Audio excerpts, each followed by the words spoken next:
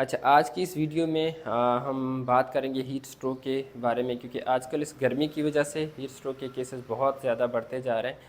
इस वीडियो में हम आपको बताएंगे कि हीट स्ट्रोक होता क्यों है और कौन से लोग हैं जो इसका शिकार हो जाते हैं जल्दी, और इससे कैसे बचा जा सकता है, और अगर किसी को हो जाए तो हॉस्पिटल से बाहर इसका कैसे इलाज मुमकिन है, और हॉस्पिटल की इमरजेंसी में इसके लिए क्या करना है। सबसे पहले तो ये होता क्यों है, हीट स्ट्रोक क्या चीज़ है। हीट स्ट्रोक इस गर्मी की वजह से जब बॉडी का टेम्परेचर 40.5 को क्रॉस करता है या 105 फ़ारेनहाइट को क्रॉस करता है, हम उसको हीट स्ट्रोक लेबल करते हैं।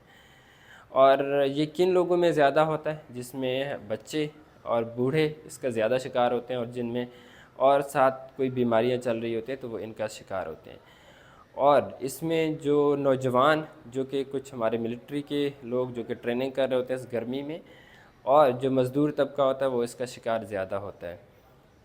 तो अब इससे ये होता क्यों है इतना ख़तरनाक, उसकी वजह ये है कि जो हमारे जिस्म का टेम्परेचर कंट्रोल कर रहा होता है, एक जो ब्लड है, आपका खून का बहाव है, एक वो कंट्रोल कर रहा होता है। दूसरा आपका दिमाग, इसका एक सेंटर है हाइपोथैलेमस, जो कि इसको कंट्रोल कर रहा होता है। अब जब टेम्परेचर इतना ज़्यादा हाई हो जाता है तो दिमाग का वो हिस्सा जो इस टेम्परेचर को कंट्रोल कर रहा होता है तो वो काम करना छोड़ देता है। तो उसकी वजह से क्या होता है कि जो ब्लड है वो कंट्रोल करने की कोशिश करता है। जो ब्लड का फ़्लो होता है वो जल्द की तरफ और पट्ठों की तरफ ज़्यादा हो जाता है।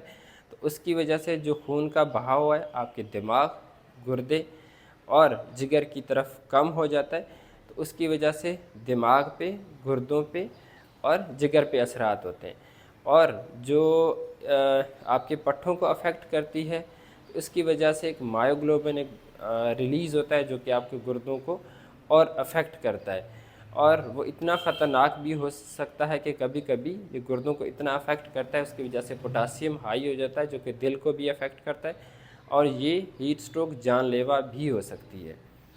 और इससे कैसे बचा जा सकता है, इस गर्मी के मौसम में दोपहर 11 बजे से लेकर 4 बजे तक गर्मी में बाहर जाने से अवॉइड करना चाहिए।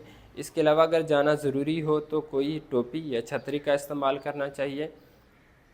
अगर प्यास ना भी लगी हो तो पानी का इस्तेमाल करना चाहिए, पानी की बोतल हमेशा अपने साथ रखनी चाहिए। इसके अलावा जो गर्म मशरूबात हैं हमें उनसे परहेज़ करना चाहिए, और कोशिश करना है कि किसी छाँव में रेस्ट भी कर लेना है। हमें इस चीज़ से बचना चाहिए। और खुदा न खास्ता कोई इस हीट स्ट्रोक का शिकार हो जाए तो हमें क्या करना चाहिए। अगर कोई ऐसा बंदा लगे कि उनको हीट स्ट्रोक है तो घर के बाहर या उस इन्वायरमेंट में हम उसको कैसे बचा सकते हैं। एक तो सबसे पहले हमें उसको किसी साए वाली जगह पे लेके जाना है, और जो गर्म कपड़े पहने हैं तो उनको चेंज करवा लेना चाहिए। और दूसरा ये है कि जो सबसे बेहतरीन इलाज है जो कि काम करती है वो है पानी।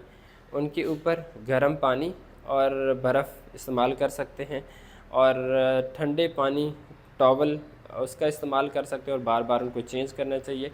अगर बर्फ़ अवेलेबल है तो वो इस्तेमाल कर सकते हैं जहाँ पे बॉडी का टेम्परेचर या ब्लड फ़्लो ज़्यादा होता है। उसमें गर्दन के एरिया आ जाते हैं, बगल का एरिया आ जाता है, और पेट के अराउंड ये एरिया। तो यहाँ पे बर्फ़ भी रख सकते हैं जो कि रैपिड कूलिंग में हेल्प करता है।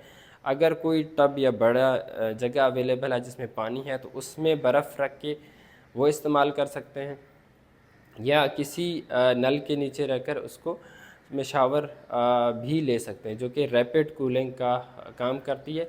और इससे होता क्या है कि जो एंड ऑर्गन डैमेज है, जिसमें आपके गुर्दे, आपका जिगर, आपके दिमाग, इनकी इंजरी से बचा जा सकता है। और अगर इनसे भी अलामात कंट्रोल ना हो तो फौरी जो भी करीबी इमरजेंसी है उसकी तरफ रजू करना चाहिए।